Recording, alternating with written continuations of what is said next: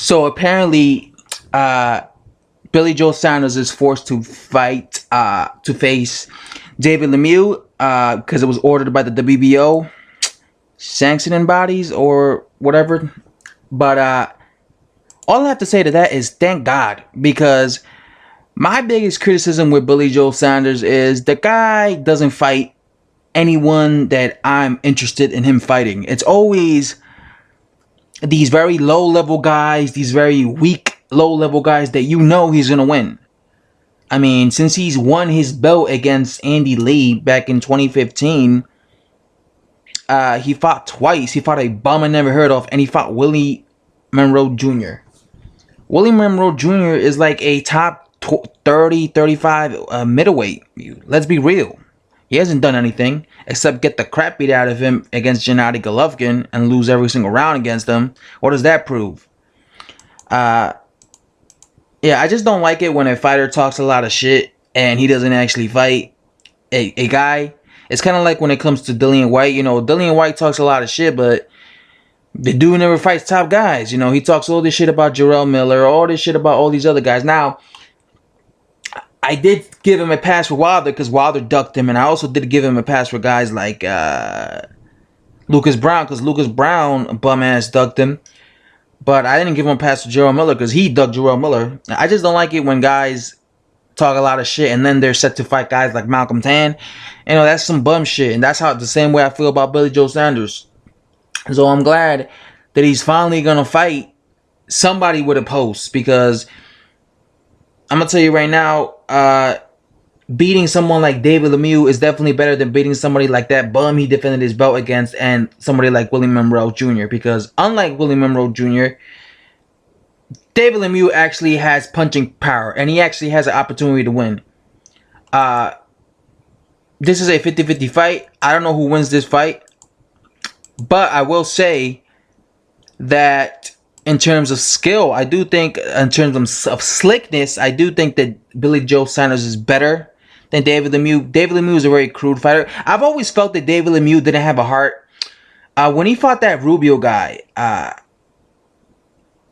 forgot his first name, but his last name is Rubio or something. But when he fought that Rubio guy, his first defeat, Rubio broke him mentally down. If you look at that fight, David Lemieux was undefeated. He was coming forward, and he was really like a bully. And Rubio stepped toward against him and pushed him back, and he mentally broke him down.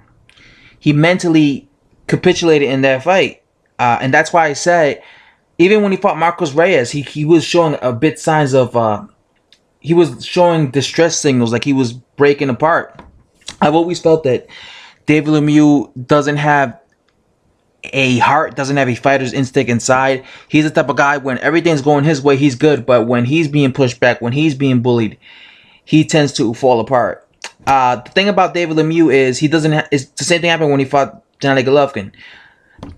In this fight, David Lemieux doesn't have to worry about no punching power, because Billy Joe Saunders can't bust a grape. The guy has no punching power.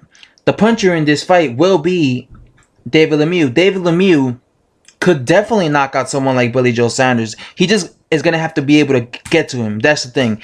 If he's able to get to Billy Joe Saunders, he's going to knock him out. If Billy Joe Saunders loses against David Lemieux, then he was never that good to begin with, because David Lemieux is a good fighter. I consider him a top 10, top 15 middleweight.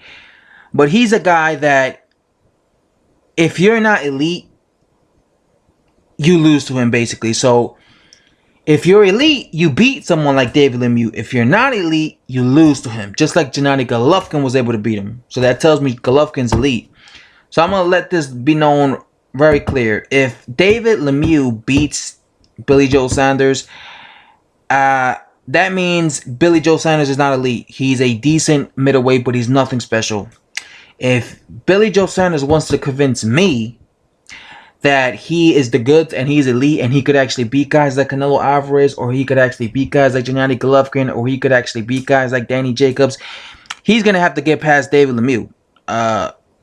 A fact. Like, he can't be getting knocked out by David Lemieux. Because David Lemieux is good, but he's not elite. I consider him top 10, top 15. Again, I think it's a good fight, and it's a fight in the right direction. But this is really the ultimate test for, as far as I'm concerned, for Billy Joe Saunders. He had a great victory over Chris Eubank Jr. But like I said, as much as I like Chris Eubank Jr., as much as I'm impressed by him, as much as I think Chris Eubank Jr. is going to beat George Groves, Chris Eubank Jr. is still unproven himself. So we have to wait. I have to see how Chris Eubank Jr.'s career progresses later on. So this will be definitely the best win in his resume if he actually gets past David Lemieux. Again, I think it's a 50-50 fight. I think either one could beat each other. But yeah, I'm actually very, very interested to watch this fight. And one day I'm gonna be watching this fight HD and everything, because I think this is the ultimate test for someone like Billy Joe Saunders. Again, if he can't get past David Lemieux, he's not an elite middleweight as many people think he is. He has to get past David Lemieux, and so I could consider him an elite welterweight. Middleweight, because elite middleweights get past guys like David Lemieux, because David Lemieux is a good fighter. He is, but he's not an elite fighter, and that's why every time he fights top guys, he loses. So that's all I have to say, guys. McGregor, I'm out. Thanks for watching and subscribe.